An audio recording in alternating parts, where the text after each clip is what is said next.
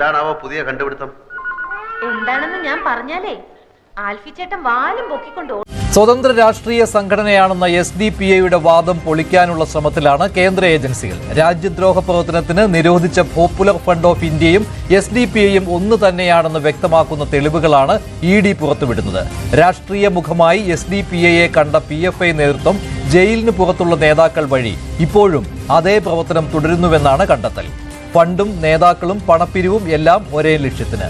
Gulf രാജ്യങ്ങളിൽ സംഘടനകൾ രൂപീകരിച്ച് പണപ്പിരിവിന്റെ തെളിവുകളും EDക്ക്.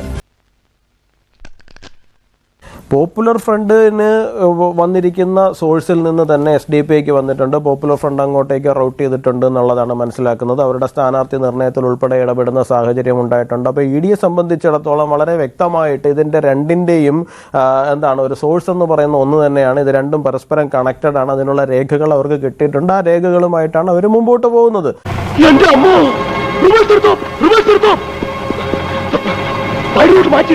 എന്നല്ല, ഇപ്പം നമ്മൾ ഈ പോപ്പുലർ ഫ്രണ്ടിനെ നിരോധിച്ച് കഴിയുന്നതിന് മുമ്പ് വരെ SDPIക്കാർ ഒരിക്കലും പോപ്പുലർ ഫ്രണ്ട് ഞങ്ങളുടെ സംഘടന അല്ല, പോപ്പുലർ ഫ്രണ്ട് ഞങ്ങളിൽപ്പെട്ടവരല്ല എന്ന് പറയുന്നത് നമ്മൾ ആരും കേട്ടിട്ടില്ല.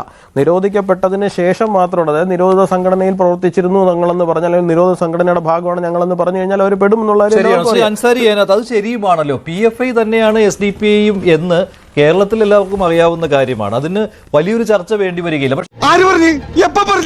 ഞാൻ പറഞ്ഞിട്ടില്ല. അതായത് PFIയുടെ ലക്ഷ്യങ്ങൾ പൂർത്തീകരിക്കുന്നതിന് വേണ്ടിയാണ് പാർട്ടിയും മറ്റ് സംഘടനകളും ഉള്ളത്. ആ പാർട്ടി എന്ന് പറയുന്ന SDPI ആണെന്നാണല്ലോ. ഓക്കെ, പാർട്ടിനെ പറഞ്ഞിട്ടുള്ളൂ. അതിനകത്ത് SDPI പാർട്ടി PFIക്ക് ഏതാണ് ഉണ്ടായിരുന്നത്? ഇല്ല, PFIക്ക് പാർട്ടി SDPI ആണെന്ന് എങ്ങനെ നമുക്ക് തെളിയിക്കാൻ കഴിയും? അതിനകത്ത് പാർട്ടി എന്നാണ്, പ്രത്യേകിച്ച് അതിനകത്ത് മെൻഷൻ ചെയ്തിട്ടില്ല SDPI എന്നുള്ളത്. ആരോ ചിലർ പറയുന്ന കേട്ടിട്ട് ഇവൻ വന്ന് എന്നോട് പറയായിരുന്നു കൊടുത്തിരിക്കുന്നത്. അതിനകത്ത് അവർ പറയുന്നുണ്ട്, further there are several copies of minutes of meetings and handwritten documents revealing evidence of PFI funding elections contested by SDPI, approval by the National Executive Council of PFI for SDPI to collect funds in Gulf countries. വളരെ വ്യക്തമായിട്ട് SDPI എന്ന് തന്നെയല്ലേ ഇതിനകത്ത് അവരുടെ റിപ്പോർട്ടിനകത്ത് എഴുതിയിരിക്കുന്നത്. അപ്പൊ പിന്നെ party എന്നേ പറഞ്ഞിട്ടുള്ളൂ, SDPI എന്ന് പറഞ്ഞിട്ടില്ല എന്ന് പറയുന്നത് എന്തടിസ്ഥാനത്തിലാണ്? ഇതാ വടി കൊടുത്ത് അടിമേടിക്കാന്ന് പറയണേ. ഇതാ ഉണ്ടായേ. അൻസാരി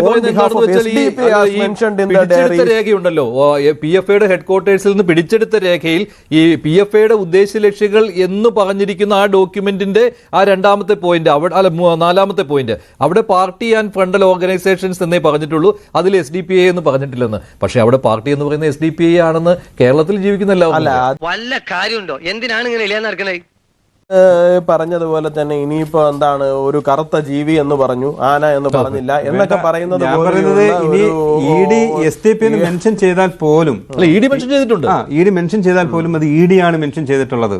അത് EDന് പിന്നെ അത് കോടതി കൊടുക്കും, നമ്മൾ തെളിയിക്കട്ടെ. അത് SDPI അങ്ങനെ വാങ്ങിച്ചിട്ടുണ്ടെങ്കിൽ നമ്മളിവിടെ ചർച്ച ചെയ്യാനിരിക്കുന്നത് EDയുടെ ഫൈൻഡിങ്സുമായി ബന്ധപ്പെട്ടിട്ടുള്ള കാര്യങ്ങൾ ചർച്ച ചെയ്യാനാണ് നമ്മളിരിക്കുന്നത്. അപ്പൊ ED ആണ് പറഞ്ഞതെന്ന് പറഞ്ഞു കഴിഞ്ഞാൽ ഇനിയിപ്പോ ED അല്ലാണ്ട് ഇനിയിപ്പോ നിങ്ങളുടെ നാഷണൽ പ്രസിഡന്റ് സ്വയം പറഞ്ഞാൽ മാത്രമേ നിങ്ങൾ അംഗീകരിച്ചാൽ നിങ്ങൾ ഏത് പക്ഷത്താണ് നിൽക്കുന്നത്? ഇപ്പോൾ SDPIയുടെ വോട്ട് പോലും വാങ്ങുവാൻ UDFന് മടിയില്ലാത്ത ഒരു സമയമാണ് ഇത്.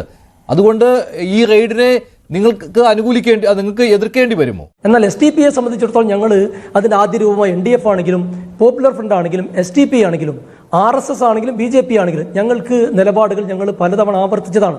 ന്യൂനപക്ഷ വർഗീയതയെയും ഭൂരിപക്ഷ വർഗീയതയെയും ഒരുപോലെ എതിർക്കുന്ന നിലപാടാണ് ഞങ്ങൾ കഴിഞ്ഞ കാലങ്ങളിൽ സ്വീകരിച്ചിട്ടുള്ളത്.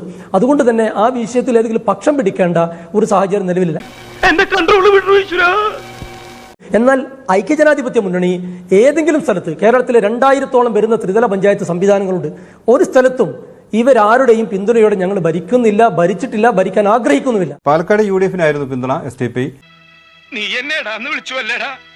കാണിച്ച തെണ്ടിത്തരത്തിന് തന്നെ അതല്ല വിളിക്കേണ്ടത്. ജയസാധ്യത ഉണ്ടായിരുന്നത് രാഹുൽ മാങ്കൂട്ടത്തിനായിരുന്നു. അതിന്റെ അടിസ്ഥാനത്തിൽ, അല്ലെങ്കിൽ UDFുമായിട്ട് ചർച്ചയുടെ അടിസ്ഥാനത്തിലോ അല്ലെങ്കിൽ അവരുമായിട്ടുള്ള അലയൻസിന്റെ അടിസ്ഥാനത്തിലോ ഒന്നുമല്ല. അത് ഒരു സ്വതന്ത്ര രാഷ്ട്രീയ പാർട്ടി എന്നുള്ള നിലയിൽ അതിന് പൂർണ്ണമായ സ്വാതന്ത്ര്യമുണ്ട് ചെയ്യണം എന്നുള്ളത്. അത് നമ്മുടെ ഭരണഘടന നൽകുന്ന ഒരു അവകാശമാണ്. ആ അവകാശം പാർട്ടി വിനിയോഗിച്ചു എന്ന് മാത്രം. പാലക്കാട് SDPIയുടെയും വെൽഫെയർ പാർട്ടിയുടെയും വോട്ടുകൾ UDFനായിരുന്നു. അത് വേണ്ടെന്ന് പറഞ്ഞിട്ടുമില്ല.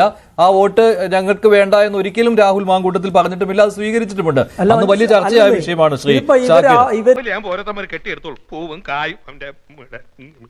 കെ മുരളീധരൻ വളരെ ഓപ്പൺ ആയിട്ട് പറഞ്ഞില്ലേ SDPI വോട്ട് തങ്ങൾക്ക് ലഭിക്കുന്നുണ്ട്, വട്ടിയൂർക്കാവിന് ലഭിച്ചിട്ടുണ്ട്, മറ്റു പല സ്ഥലത്തും അദ്ദേഹത്തിന് ലഭിച്ചിട്ടുണ്ട് എന്ന് പറഞ്ഞില്ലേ? അപ്പൊ ഇവരെല്ലാവരും തുറന്നു പറയുന്നുണ്ടല്ലോ. പിന്നെ നിങ്ങൾ മാത്രം എന്തിനാണെന്ന് ഈ തലേ തുണിയിട്ടുകൊണ്ട് ബന്ധം ഉണ്ടാക്കാൻ പോകുന്നത്? നേരിട്ട് നിങ്ങൾക്കും അങ്ങ് പറഞ്ഞൂടെ? നിങ്ങൾ പറഞ്ഞത് ഒരു പക്ഷം പിടിക്കാനില്ല എന്നാണ്. അപ്പോൾ SDPയെ തള്ളിപ്പറയാൻ UDF കഴിയുന്നില്ല. പാലക്കാട് ഉപതെരഞ്ഞെടുപ്പിൽ രാഹുൽ മാങ്കൂട്ടത്തിൽ SDPയുടെ വോട്ടുകൾ നേടിയാണ് ജയിച്ചത്. ഒരു സംശയമില്ലാത്ത കാര്യമാണ്. രാഹുൽ പറയട്ടെ അല്ല എന്ന്. എനിക്കൊന്നും ഓർമ്മ വരുന്നില്ല ഈശ്വര. നീ കിടന്ന് ഉരുളൊന്നും വേണ്ട ഇക്കാര്യമേ, എനിക്ക് നല്ല ഓർമ്മയുണ്ട്. മഞ്ജുഷേ, ED പറയുന്നത് ഒരു മുഖവിലേക്ക് എടുക്കണ്ട, BJP പറയുന്ന ഒരു മുഖവിലേക്ക് എടുക്കണ്ട, നാട്ടിൽ അന്വേഷണ ഏജൻസികൾ പറയുന്ന മുഖവിലേക്ക് എടുക്കണ്ട. നാളെ കോടതി ഇവർക്കെതിരെ പറഞ്ഞാൽ കോടതിയെ RSSും BJPയും ചേർന്ന് വിലയ്ക്ക് വാങ്ങിയെന്ന് പറയും. അവർ പറയുന്ന മുഖവിലേക്ക് എടുക്കണ്ട. ഇവര് ഒരു തീവ്രവാദ പ്രവർത്തനത്തിൽ ഏർപ്പെട്ടിട്ടില്ല, വർഗീയമായിട്ടൊന്നും പറഞ്ഞിട്ടില്ല, ഒന്നും ചെയ്തിട്ടില്ല. ഒരൊറ്റ കാര്യം മാത്രം പറഞ്ഞാൽ മതി, ഇവരെ ആരെ കൊണ്ട് നിങ്ങൾ സമ്മതിപ്പിക്കേണ്ട. UDFന്റെ അകത്തോ LDFന്റെ അകത്തോ ഇരിക്കുന്ന ഏതെങ്കിലും ഒരു ഘടകകക്ഷിയെ കൊണ്ട്, അല്ലെങ്കിൽ UDFനകത്തോ LDFനകത്തോ ഔദ്യോഗികമായിട്ട് നിങ്ങളെ ഒന്ന് ഉൾക്കൊള്ളിക്കാൻ പറയാമോ? ഇവിടെ ഇരിക്കുന്ന UDFന്റെ പ്രതിനിധി ഷാക്കിറിനെ കൊണ്ട് നിങ്ങൾ നല്ല മതേതര പ്രസ്ഥാനമാണ്, നിങ്ങളെ ഞങ്ങൾ ഉൾക്കൊള്ളുന്നു എന്നൊന്ന് പറയിക്കാമോ? അത് മാത്രം പറയിച്ചാൽ. അതെങ്ങനെ ശരിയാവുന്നത്? ഷാക്കിർ മനസ്സിലാക്കേണ്ടത് നമ്മുടെ പിന്നെ BJPയുടെ പ്രതിനിധിയുടെ താല്പര്യം അടിച്ചു പിരിയണം എന്നുള്ളതാണ്.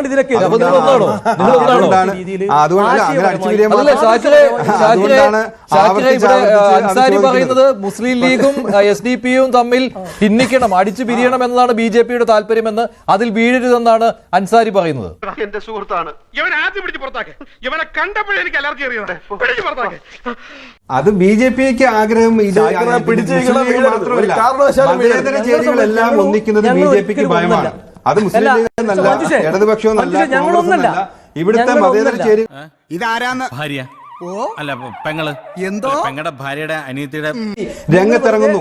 ആ രംഗത്തിറങ്ങുന്ന ഘട്ടത്തില് ഈ രാജ്യത്തെ നിരപേക്ഷ കക്ഷികൾ ഒന്നിച്ചു നിൽക്കേണ്ട ഘട്ടത്തിൽ നമ്മൾ ഭിന്നിപ്പിക്കാൻ വേണ്ടിയിട്ട് BJPയുടെ പ്രതിനിധി ബോധപൂർവമായി ഉയർത്തുന്ന ചോദ്യങ്ങളിൽ വീണു പോകരുതേ ഷാക്കിറെ. ഇതാണ് നമ്മൾ ഈ രീതിയിൽ നമ്മൾ ഇതിനെ കാണരുത്. ഷാക്കിർ വീഴാതെ കഷ്ടപ്പെട്ട് പിടിച്ചു വെക്കാണ്. ഇനിയിപ്പോ വല്ല മീൻ കച്ചവടത്തിനും പോകാൻ പോലെയാണ്. ഇന്ത്യ രാജ്യത്തെ കട്ടുമുടിച്ച് വിദേശ രാജ്യത്തേക്ക് കൊണ്ടുപോകുന്ന അദാനിയെ പിടികൂടാൻ നിങ്ങൾക്ക് ധൈര്യം ഉണ്ടോ? തൽക്കാലം ഒന്നും വേണ്ട. എന്നാ പോട്ടെ സാർ.